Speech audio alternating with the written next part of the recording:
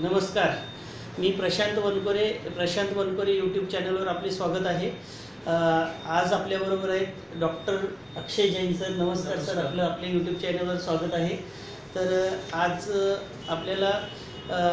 आपल्याबरोबर होमिओपॅथिक तज्ज्ञ डॉक्टर अक्षय जैन सर आहेत. त्यांचा advance homeopathic clinic Ashoka centre, Bhapkar petrol pump, Navratna हॉटेलजवळ क्लिनिक आहे. ते 3 वर्षापासून होमिओपॅथिक प्रॅक्टिस करतात. सर आज आपल्याला पायाचे फूटचे काही आजाराबद्दल माहिती देतील आणि त्यांचे होमिओपॅथिक उपचार सांगतील. सर, पायाचे काही आजार जरा थोडी माहिती द्याल. नमस्कार. मी एक बेसिक टॉपिक घेतलेला आज, म्हणजे फूटचा आजारच्या हिशोबाने. तर फूटमध्ये आपला म्हणजे जो पाय असतो त्यामध्ये कुठले कुठले आजार होतात. राईट फ्रॉम आपण चालू केलं सायटिका, मग व्हेरिकोज वेन्स, मग गुडघेदुखी, मग स्किनचे कंप्लेंट्स असतात, एक्झिमा, सोरियासिस वगैरे, मग टाचदुखी ज्याला आपण हिल पेन म्हणतो, मग कुरूप ज्याला आपण कॉन म्हणतो, पेरिफेरल न्यूरोपॅथी, हे सगळे वेगवेगळे आपले फूटचे आजार आहेत. अच्छा, तर आपल्याला सर पहिलं सुरुवात आपण गोटपासून करू. नेमकं गोट म्हणजे एक्झॅक्टली काय आहे? गाऊट हा जो प्रकार असतो तो काही लोकांच्या रक्तामध्ये युरिक ऍसिड जो असतो ब्लड मध्ये डिझॉल्व्ह झालेला असतो, त्याचं प्रमाण वाढतो. तर युरिक ऍसिडचं जेव्हा प्रमाण वाढतो आपल्या ब्लड मध्ये, रक्तामध्ये, तर त्याला गाऊट म्हणतो आपण. वाढलं की त्याला आपण गाऊट म्हणतो. अच्छा, मग त्याचे कसे ओळखायचे, काय म्हणजे त्याची लक्षणं काय असतात? गाऊट नॉर्मली कसं असतं, नॉर्मली युरिक ऍसिड जो असतो तो ब्लड मध्ये डिझॉल्व्ह झालेला असतो, आणि जेव्हा ब्लड मध्ये डिझॉल्व्ह झालेला असतो तो आपल्या किडनीच्या थ्रू युरिनच्या माध्यमातून बाहेर पडतो आपल्या शरीरामधून. पण कधी कधी जास्त एक्सेस जेव्हा युरिक ऍसिड आपल्या बॉडीमध्ये वाढतो ते, आणि तो किडनी आणि युरिनच्या माध्यमातून बाहेर पडत नाही, तेव्हा तो काय होतो, युरिक ऍसिड आपल्या सांध्यांमध्ये तो डिपॉझिट होतो. तो सुईसारखी क्रिस्टल्स फॉर्म्स होतात, त्याला आपण युरेट क्रिस्टल्स म्हणून सांगतो. तर युरेट क्रिस्टल्स आपल्या सांध्यांमध्ये जमा होतात, आणि जेव्हा सांध्यांमध्ये जमा होतात तेव्हा आपल्याला पेन जाणवतो. त्याला बेसिकली तसं तो गाऊट तसं प्रकारे तयार होतो. तर युरिक ऍसिड कसा बनतो नेमकं? त्याची एक थेअरी आहे. मीन्स बॉडीमध्ये युरिक ऍसिड म्हणजे आपल्याला प्युरिन्स जे प्रोटीन्स असतात, त्यांनी प्युरिन्स जेव्हा प्युरिफाय होत नाही तर त्याला आपण बॉडीमध्ये आपला फॉर्म होतो. मीन्स बेसिकली मी तुम्हाला एक एक्झाम्पल दिला तर body makes uric acid when it breaks down purines. आणि प्युरिन्स, आता तुम्ही विचारणार प्युरिन्स कशामुळे जास्त होतं, तर खाण्याचा जो पदार्थ असतो, रेड मीट असतो, बरोबर, रेड मीट, नॉनव्हेज, मग सी फूड मध्ये फिश आला, किंवा कुठला ॲनिमलचा जो प्रोडक्ट, लिव्हर किंवा किडनी जे खातात, त्यामध्ये पण हेवी एक्सेस प्रोटीन्स असतात. जास्त प्रोटीन्स आपले व्हेजिटेबल्स, म्हणजे ते स्पेसिफिकली सांगायला गेले तर कॉलीफ्लॉवर म्हणजे फ्लावर, बीन्स, कडधान्य, ज्यामध्ये आपले प्रोटीन्स पदार्थ जास्त असतात, त्या हिशोबाने बॉडीमध्ये आपलं युरिक ऍसिड वाढतो. थोडक्यात प्रोटीन वाढलं की युरिक ऍसिड वाढतो. अच्छा अच्छा. हे गाऊट सर कुठे होतो आणि लक्षणे काय ते? गाऊट बेसिकली ग्रेट टो, मीन्स आपला जो पायाचा अंगठा असतो तिकडे, अँकल जॉईंट, तिकडे बेसिकली तो अफेक्ट करतो. आणि तो दिसतो म्हणजे एकदम लालसरपणा होतो, त्याला पेन होतात, स्वेलिंग वगैरे होतात. त्या हिशोबाने वी कॅन डायग्नोज. त्याची कॉज काय, कारण काय आहे? गाऊटचे कारण मीन्स मी तुम्हाला जसं सांगितलं, एक्सेस ऑफ प्रोटीन डाएट घेतलं त्यांनी होतो. मग ओबेस पीपल जे असतात, म्हणजे जाड असतात, वेट ज्यांचं जास्त असतो त्यांच्यामध्ये होतो. मग थर्डली आपण सांगितलं गेलं की ज्यांचं व्यसन जास्त असतो, मीन्स अल्कोहोल जास्त, स्मोकिंग जास्त, त्यांना पण गाऊट इफेक्ट करतो. मीन्स युरिक ऍसिडचं प्रमाण वाढतो. आणि मी तुम्हाला सांगितलं एक्सेस मीन्स जे कडधान्य जे असतात आपले, त्याचं जर सेवन जास्त झालं, अति जास्त प्रोटीन फॉर्म झाले, तर युरिक ऍसिड आपल्या ह्याच्यात वाढतो. तसं. आणि सी फूड बेसिकली फिश आपण जे म्हणतो, ज्यात एक्सेस ऑफ प्रोटीन असतो, तो पण इफेक्ट करतो. हे जे बेसिकली आपले खाण्याचे जे पदार्थ आहे ज्याच्यामध्ये जास्त प्रोटीन्स असतात, जसं मी तुम्हाला एक्झाम्पल दिलं, प्युरिन्स ब्रेकडाऊन नाही झाले, तर त्याच्यामुळे आपला युरिक ऍसिड वाढतो. आणि युरिक ऍसिड जेव्हा बॉडीमध्ये वाढतो तेव्हा गाऊट आपण म्हणतो. तर ते कुठल्या इन्व्हेस्टिगेशनद्वारे आपल्याला कळतील किंवा कसं काय करायचं? बेसिकली आपण जेव्हा ब्लडचं इन्व्हेस्टिगेशन करतो, सिरम युरिक ऍसिड करू शकतो, एक्सरे करू शकतो, आपल्याला त्यांनी कळतं बेसिकली की बाबा आपल्याला युरिक ऍसिड वाढलं आहे की नाही वाढलं आहे. त्याच्या हिशोबाने ते बेसिक इन्व्हेस्टिगेशन जे आहे ते गरजेचे आहे. Means we can diagnose in short. तर आपल्याला सर हे होमिओपॅथिक ट्रीटमेंटद्वारे कसं कव्हर करता येईल किंवा थोडी होमिओपॅथिक बद्दल आणि युरिक गाऊट बद्दल थोडी बघा. काय combination? Homeopathy first of all कसं आहे, त्यात गाऊटसाठी खूप इफेक्टिव्ह आहे. मीन्स जर आपण प्रॉपर ट्रीटमेंट जर गाऊटसाठी दिली आणि डाएट प्रॉपर फॉलो करायला सांगितलं तर पेशंट लवकरात लवकर बरं होतो. मीन्स त्यांचा जो युरिक ऍसिड लेवल आहे तो कमी होतो लवकरात लवकर. आणि होमिओपॅथीमध्ये आम्ही कसं आहे की प्रत्येक पेशंटला एक मेडिसिन आहे तसं नाही देत. म्हणजे आता तुम्ही प्रशांत वनपुरे आहात तर तुम्हाला गाऊट सोबत अजून काहीतरी वेगळे प्रॉब्लेम्स असेल ते पण सॉल्व्ह होणार. म्हणजे आम्ही तुमचं कॉन्स्टिट्यूशन बघून मेडिसिन देतो. अच्छा, ओव्हरऑल ओव्हरऑल मेडिसिन देतो. म्हणजे आता एका पेशंट आला माझ्याकडे फक्त गाऊट पण त्याचं पोट पण साफ होत नाही, पण त्या माझ्या मेडिसिन मध्ये सगळं काय कव्हर होणार. All problems are covered. आता बेसिकली मी समजा तुम्हाला मेडिसिन्स देतो आणि दुसरी साईडने तुम्ही डाएट कंट्रोल नाही केला, एका साईडने तुमचे व्यसनच चालू आहे, तर तो प्रॉब्लेम लवकर सॉल्व्ह होणार नाही. बेसिकली कसं आपली ट्रीटमेंट 2 वे झाली पाहिजे. मीन्स तुम्ही पण मला सहकार्य केलं पाहिजे तर मेडिसिन लवकरात लवकर इफेक्ट होणार. आणि होमिओपॅथी मध्ये कसं आहे की साईड इफेक्ट्स त्याचे नसतातच, बरोबर.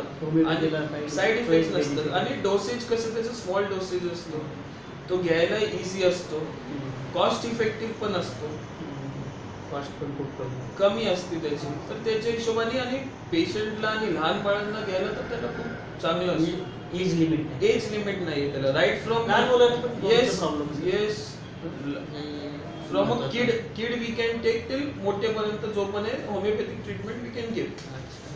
तर यांचे सर गाऊटसाठी डाएटचे कसं काय सांगाल तुम्ही? डाएटचं मी तुम्हाला आता सांगू का थोडक्यात की आपण पेशंटला सजेस्ट करतो की नॉनव्हेज ज्यात प्युरिन्सचे पदार्थ means proteins high level protein असतो ते आपण स्टॉप करायला सांगू त्यांना फर्स्ट ऑफ ऑल. मग जो सी फूड फिश ते आपण पदार्थ खायला नाही सांगायचं. मग कडधान्याचे जे पदार्थ आहे, कॉलीफ्लावर असेल, बीन्स असेल, ज्यात जास्त कडधान्य आहे ते आपण अवॉइड करायला सांगू. पण काय पेशंटनी घ्यायला पाहिजे मेडिसिन सोबत means vitamin C solve the problem of uric acid. Vitamin C चे पदार्थ म्हणजे आपण सांगायला गेलो तर किवी असतो, ऑरेंज असतो, गुआवा असतो मीन्स पेरू आपण जे सांगतो ते, आणि अजून तुम्ही सांगायला गेले तर एक्सेस ऑफ वॉटर, लेमन. आणि जे ओबेस पेशंट असतात त्यांना आपण सांगतो की डाएट आणि वेट जरा मेंटेन ठेवायला पाहिजे, म्हणजे हे प्रॉब्लेम सॉल्व्ह होणार नाही. बद्दल छान माहिती दिली सर. आता पेरिफेरल न्यूरोपॅथी हे एक्झॅक्टली काय आहे? पेरिफेरल न्यूरोपॅथी जे असतं मीन्स जे आपले पेरिफेरल नर्व्स असतात, मीन्स एक नर्व्सच्या शेजारी अजून बाकीचे नर्व्स असतात, पेरिफेरल नर्व्स, ते जेव्हा वीक होतात त्याला पेरिफेरल न्यूरोपॅथी आपण म्हणतो. आणि हे बेसिकली जास्त कशामध्ये दिसतं आपल्याला, म्हणजे ज्यांची शुगर कंट्रोल मध्ये नाहीये, मीन्स डायबिटीज पेशंट, ज्यांना हायपर टेन्शन आहे मीन्स बीपी आपण जे म्हणतो, किंवा कुठले किडनीचे आजार, लिव्हरचे आजार, लिव्हरचे आजार, एक्सेस ऑफ अल्कोहोल जे घेतात, स्मोकिंग करतात, त्यांना हे पेरिफेरल न्यूरोपॅथीचे प्रॉब्लेम होतात. आणि बेसिकली जे व्हेजिटेरियन्स आहे ज्यांना विटॅमिन B1, B6, B12 ची डेफिशियन्सी असते त्यांना बेसिकली ते प्रॉब्लेम पेरिफेरल न्यूरोपॅथीचे जास्त असतो. म्हणजे सप्लिमेंट्स जे कमी पडतात ते कमी पडतात. त्याची कारणं आणि कॉज काय असतात पेरिफेरल न्यूरोपॅथी? म्हणजे बेसिकली काय होतं, शूटिंग पेन होतं आपल्याला, म्हणजे पायाच्या नसांमध्ये खूप जास्त पेन होतो, मग बधीरपणा वाटतो, मुंग्या येतात, तळपायाची आग होती. हे जेव्हा, आणि हे बेसिकली आपण जर बघितलं गेले तर ज्यांची शुगर वगैरे कंट्रोल मध्ये नाहीये किंवा एक्सेस ऑफ अल्कोहोल जे घेतात त्यांच्यामध्ये जास्त आपल्याला हे सिम्पटम्स बघायला भेटतात आणि त्यांना हे प्रॉब्लेम जास्त जाणवतो. तर कुठले इन्व्हेस्टिगेशन पेरिफेरल न्यूरोपॅथीमध्ये? पेरिफेरल न्यूरोपॅथीसाठी आपण हे करणार एक तर आपल्या blood sugar levels means fasting आणि पीपी, मग HbA1c जे 3 महिन्याची शुगर असते एव्हरेज, ते नर्व कंडक्शन म्हणून एक टेस्ट असते, ज्यांनी आपल्याला नर्वचं कंडक्शन आपल्याला कळतं. आणि अजून एक टेस्ट म्हणजे सांगायला गेलं तर विटॅमिन B12 ची टेस्ट. म्हणजे त्यांनी B12 लेवल जेव्हा कमी असतो तरी लोकांना तळपायाची आग होती, मुंग्या येतात पायांमध्ये, बधीरपणा वाटतो, शूटिंग पेन होतो. हे सगळे प्रॉब्लेम्स थोडा जरी पेशंट चालला तरी कंप्लेंट करतो की बाबा मला हे दुखतंय ते दुखतंय ते. तर हे होमिओपॅथिक ट्रीटमेंट आणि न्यूरोपॅथी हे पेरिफेरल न्यूरोपॅथी आणि होमिओपॅथीमध्ये काय तुम्ही कसं ट्रीटमेंट देता? होमिओपॅथी म्हणजे सर सांगायला गेले तर ट्रीटमेंट जे असतं जे कारण म्हणजे जर त्यांचं विटॅमिन लेवल कमी असेल तर वी गिव्ह सप्लिमेंट्स अकॉर्डिंगली. आणि जे बेसिकली जे पेन होतात, वेदना जे होतात पेशंटला, म्हणजे शूटिंग पेन होतंय, बधीरपणा होतोय, म्हणजे मुंग्या येतात, ते प्रॉब्लेम्स आपण सॉल्व्ह करू शकतो होमिओपॅथीने. समजा त्यांच्या शुगरमुळे किंवा जास्त असेल तर त्यांना डाएट देऊन, मेडिसिन्स देऊन ते आपल्याला एक कंट्रोल करता येईल. होमिओपॅथीमध्ये वेरियस खूप सारे ड्रग्स आहेत. म्हणजे फ्रॉम पायाची कंप्लेंट पासून जे पण असेल एक्सप्रेशन तर आपल्याला we can cure them accordingly. म्हणजे जास्त समजा कोणाला नमनेस होतोय, पण ते नमनेस कशामुळे होतोय बेसिकली, त्याच्या मणक्यांमध्ये तर गॅप नाही का, म्हणजे जे आपण स्पॉन्डिलिसिस सारखं सांगतो. तो स्पॉन्डिलिसिस ह्याच्याशी नाही बेसिकली माझं म्हणणं काय, मी फक्त रिलेट करून तुम्हाला सांगतो. अच्छा. म्हणजे त्यांनी पण बधीरपणा पायाला होतो. अच्छा. म्हणजे जेव्हा आपली नस दाबली जाते तेव्हा प्रॉपर ब्लड सप्लाय होत नाही, तेव्हा आपल्याला मुंग्या येतात, बधीरपणा वाटतं पायाला, त्याच्या हिशोबाने. तर होमिओपॅथी हॅज मेजर ऑफ आणि खूप इफेक्टिव्ह मेडिसिन्स आहे. मेन तर मला सांगायला काय, खूप इफेक्टिव्ह मेडिसिन्स आहे, रिझल्ट छान आहे आणि पेशंट लवकरात लवकर क्युअर पण होतात. आणि याच्यात पेरिफेरल न्यूरोपॅथी म्हणजे डाएट काय सजेस्ट करायचं? डाएट मी सजेस्ट करणार की प्रॉपर व्हेजिटेबल्स घ्यायला पाहिजे, ग्रीन लिफी व्हेजिटेबल्स, जे पालेभाजी असतात ते, फ्रुट्स घ्यायला पाहिजे, डाएट प्रॉपर असली पाहिजे. ज्यांना डायबिटीसचा त्रास आहे तर त्यांनी शुगर लेवल वगैरे कंट्रोल ठेवली पाहिजे. म्हणजे जे ज्यात शुगर जास्त आहे ते खाल्लं नाही पाहिजे ते पदार्थ. आणि तुम्ही सर असं म्हणजे त्यांना एक चार्ट पेशंटला बनवून देणार किंवा कसं काय? हो, मी एक चार्ट आपण सजेस्ट करणार ना पेशंटला, कारण ओनली मेडिसिन्स कांट वर्क. मी जसं पहिले पण सांगितलं तुम्हाला गायडन्स खूप काय खाल्लं पाहिजे, बेसिकली पेशंट बघा पहिलेच प्रॉब्लेम नाही येतो आपल्याकडे, पण त्याचा प्रॉब्लेम सॉल्व्ह कसं झाला पाहिजे, त्याला गाईड कसं केलं पाहिजे ते महत्वाचं. औषध आणि ते तर सगळेच देणार, पण गाईड कसं करायचं त्याला समजवायचं कसं प्रॉपरली, तर ते महत्वाचं. अच्छा सर, आपलं नेक्स्ट आहे कॉर्न. म्हणजे हे कुरूप आजार जो आपण जास्त ऐकण्यात बघतो हल्ली, तर कुरूप एक्झॅक्टली आहे काय, कशाला? कुरूप बेसिकली आपल्या तळपायाला जो असतो ना, तर ते फ्रिक्शन आणि कंटिन्यूस घासल्या गेल्यामुळे तो एक फॅट स्किन, जाड स्किन तयार होती, हार्ड स्किन. त्याला बेसिकली आपण कॉर्न सांगतो. तर बेसिकली कॉर्न जेव्हा होतो तिकडे स्किन एकदम हार्ड होती आणि तिकडे सेंटरला एक बी सारखं दिसतो आपल्याला, तिकडे आपल्याला खूप पेन होतो. त्याला बेसिकली कॉर्न म्हणतात. आणि तो कॉर्न होतो कशामुळे की कंटिन्यूस आपल्या पायाचे जे चप्पल असतात आणि पायाचा पण जे तळपाय असतो ते कंटिन्यूस घासल्या गेल्यामुळे किंवा प्रेशर जास्त लागल्यामुळे तिकडे ते कॉर्न फॉर्म होतो. कॉर्न बेसिकली म्हणजे कुरूप.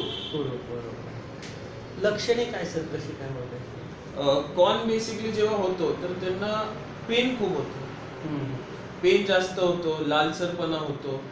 पेशंट काय म्हणतो की बाबा मी पायावर उभं पण राहू शकत नाही, इतकं त्रास होतो, पेन, त्या हिशोबाने पेन होतो. आणि हा कॉर्न बेसिकली होतो कशामुळे माहितीये का, की लोकांना हल्ली आता काय जे प्रॉपर जे फुटवेअर आपण युज करतो ते प्रॉपर नाही युज केले किंवा जे सॉफ्ट सोलचे चप्पल युज नाही केले, त्याच्यामुळे तो कॉर्न तयार होतो.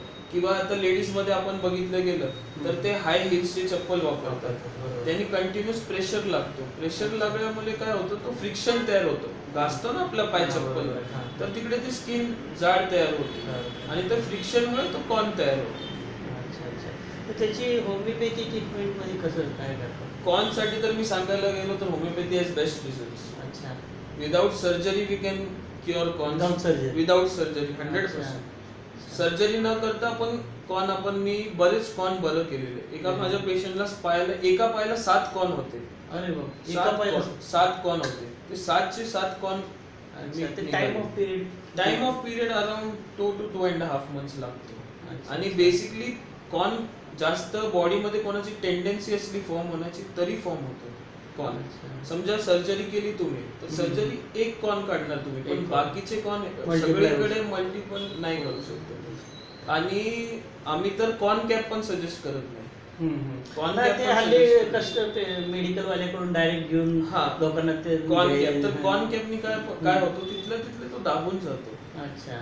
पण परत तो रूट शोधणार, परत येणार तो मुळापासून नाही मल्टिप्लाय होण्याचे चान्सेस आहेत. तर बेसिकली आम्ही होमिओपॅथीमध्ये काय देतो, कॉन्स्टिट्युशनल मेडिसिन देतो आणि एक लो पोटेन्सी मध्ये मेडिसिन देतो. तर त्यांनी काय होतं, पेशंटला ते प्रॉब्लेम जो आहे तो सॉल्व्ह होतो. आणि बेसिकली त्याची जी पेन जो असतो तो पेन खूप सिव्हिअर पेन असतो स्टार्टिंगला. बरोबर.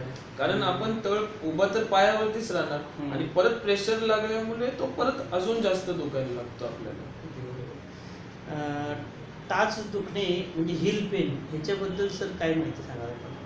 हिल पेन पण मी जसं तुम्हाला सांगितलं की कॉन सारखंच, म्हणजे बेसिकली तो फ्रिक्शन आणि जास्त प्रेशर लागल्यामुळे तो आपल्या हिल जी टाच असते त्याचं पेन चालू होतो. त्याची पेन म्हणजे कसं असतो, एकदम स्टिकिंग पेन असतो, म्हणजे सुई टोचल्यासारखं पेन होतो पेशंटला. कधी कधी आग होते तिकडे. बेसिकली कसं असतो, आपला जो पाय असतो, तळपाय असतो, तळपाय जो असतो त्याच्या खाली आपल्याला एक प्लांटर फेशिया म्हणून एक स्किन असतो. तर प्लांटर फेशिया जेव्हा तो रप्चर होतो किंवा म्हणजे त्याला काहीतरी इंजुरी वगैरे काय होती तर बेसिकली हिल पेन होतो.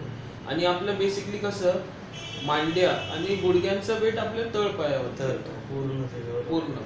तर कधी कधी काय होतो, जे पेशंट जास्त ओबेज असतात म्हणजे ज्यांचं वेट जास्त होतो, तर कंटिन्यूस किंवा ओल्ड एज पेशंट असतो किंवा कोणाचं कंटिन्यूस उभं राहून काम असतो, तर त्याच्यामुळे होतो. आणि परत ह्याची केअर जर प्रॉपर फुटवेअर नाही यूज केलं, बेसिक प्रॉब्लेम जे कॉन आणि हिल पेनचे आहे ते बेसिक प्रॉब्लेम म्हणजे तुम्ही प्रॉपर जर फुटवेअर यूज नाही केला, सॉफ्ट सोलची चप्पल यूज नाही केलं, तर हा प्रॉब्लेम सतत होतच राहणार. स्वेलिंग पण होतं सर. हिल पेनला होतो ना स्वेलिंग होतं, तिकडे दुखतो, कधी कधी कोणाला बर्निंग पेन होतो, कधी कधी कोण पेशंट म्हणतो की मला सुई टोचल्यासारखं पेन होतं, म्हणजे कंटिन्यूस मला उभं पण राहू शकत नाही तसं. तर according with medicines, proper foot soles means proper चप्पलचे सोल किंवा प्रॉपर टाईट चप्पल जर वापरले आपण आणि रेस्ट दिलं तर तो हा प्रॉब्लेम लवकर सॉल्व्ह होतो. आणि इन्व्हेस्टिगेशन काय सजेस्ट करतो? इन्व्हेस्टिगेशन आपण जर एक्सरे केला तर आपल्याला कॅल्केरियन स्पर दिसेल, म्हणजे हाड वाटलं आपण जे म्हणतो. तर हाड वाटतो म्हणजे तो हिल पेन. आपण जेव्हा हाड वाढतो जेव्हा आपल्या टाचेमध्ये, तर आपण पाय जेव्हा खाली ठेवणार तर आपल्याला लगेच पेन बरोबर ना. तर इन्व्हेस्टिगेशन आहे, बेसिक इन्व्हेस्टिगेशन. आणि याचे प्रिकॉशन मी जर सांगायला गेलो तर प्रॉपर फुटवेअर यूज करायचे आपल्याला. तुमचे चप्पल जे असतात ते प्रॉपर साईजचे, प्रॉपर फिटिंगचे, सोल त्याचा एकदम सॉफ्ट असायला पाहिजे. प्रॉपर सॉफ्ट सोल असला की तो आपल्याला पेन जास्त देणार. आणि समजा जे ओबेस पेशंट आहे ज्यांचं वजन जास्त आहे, त्यांनी वजन कंट्रोलमध्ये ठेवलं खूप गरजेचं आहे. कारण आपण एका साईडने तर मेडिसिन देणार, पण दुसरी साईडने तुम्ही तुमचं वजन, डाएट, एक्सरसाइज प्रॉपर फॉलो नाही केलं तर कुठलीही प्रॉब्लेम लवकर सॉल्व्ह होतो. रिझल्ट यायला मुश्किल. त्याची ट्रीटमेंट काय सांगाल सर? सर होमिओपॅथीमध्ये मी जर सांगायला गेलो तर जे पेन होतोय किंवा कॅल्केरियन स्पर जे हाड वाटतोय त्याला बेसिकली आम्ही ट्रीटमेंट देतो. जे मीन्स पेन होतोय, तर पेशंट माझ्याकडे कधी येणार जेव्हा त्याला खूपच पेन होतोय तेव्हा. तर माझं तेव्हा काम काय पहिले स्टार्टिंगला की मला त्याची पेन कमी करायची. बरोबर. जोपर्यंत मी पेन त्याची कमी करणार नाही तोपर्यंत त्याला काही जाणवणार नाही, त्याला काम करूशी वाटणार नाही, उभं राहूशी वाटणार नाही. तर जेवढा सिव्हिअर पेन असतो ते पेन पहिले कमी करायला लागेल, मग जो पॅथॉलॉजिकल प्रॉब्लेम आहे तो आपल्याला सॉल्व्ह करता येईल हळूहळू. सर हे पेन किलर घेऊनच येतात बरेचसे. आणि तुम्ही टॉपिक काढलाय म्हणून मी सांगतो की जेवढे पेशंट येतात ते फर्स्ट पहिले ॲलोपॅथी डॉक्टर्स कडून जाऊन आमच्याकडे येतात. म्हणजे जेव्हा पेन त्यांचं खूप वाढलेला असतो, अजून तुमचं काम जबाबदारी जास्त वाढलेली असते, जास्त सेन्सेशन तर मला पेशंटला समजवायला लागतं की मला थोडंसं वेळ द्या, मी करतो हळूहळू. कारण तो पेशंट एवढं सिव्हिअर पेन मध्ये असतो, तो काय बघणार, त्याला एकच वाटतं की माझं पेन तरी कमी लवकरात लवकर कमी झालं पाहिजे त्याचे. तर हे हिल पेन टाळण्यासाठी काय करता येईल? मी तसं तुम्हाला सांगितलं ना, proper footwear we have to use. Means जे चप्पल असतात ते प्रॉपर यूज केले पाहिजे. एक्सरसाइज प्रॉपर केली पाहिजे. अच्छा, एक्सरसाइज पण तुम्ही पेशंटला सांगणार? येस, मी सजेस्ट करतो. अच्छा, तुम्ही सजेस्ट करणार. कारण एक्सेस पण चांगला नको आणि नाही केलेलं पण चांगलं त्या नको. पर्टिक्युलर म्हणजे कमरेच्या खालचा जो पर्टिक्युलर व्यायाम आहे त्याच्यासाठी तो तुम्ही सजेस्ट करा. येस, मी सजेस्ट करतो. आता आपण बेसिक आपण जे टॉक करतोय की म्हणजे फूट डिसीजेस, म्हणजे पायापासून मी आता तर फक्त थोडेच उदाहरण दिले. अच्छा. त्यात आपल्याला स्किनचे पण आजार होतात, म्हणजे सोरियासिस, एक्झिमा, फंगल इन्फेक्शन, जे आपल्या पायाचं नख असतो त्यात बॅक्टेरियल आणि फंगल इन्फेक्शन त्यात पण होतं. अच्छा. जे इनग्रोइंग नेल टो वगैरे आपण जे म्हणतो ना, ते इन्फेक्शन पण होतो. कोणाकोणाचं एकदम फ्लॅट फूट असतो, अगदी बरोबर, त्यांना पण जास्त प्रॉब्लेम होतो. तर असं पायामध्ये जर आपण घेतलं तर पायामध्ये बरेचसे आजार आहेत जे आपण नॉर्मली नेग्लेक्ट करतो.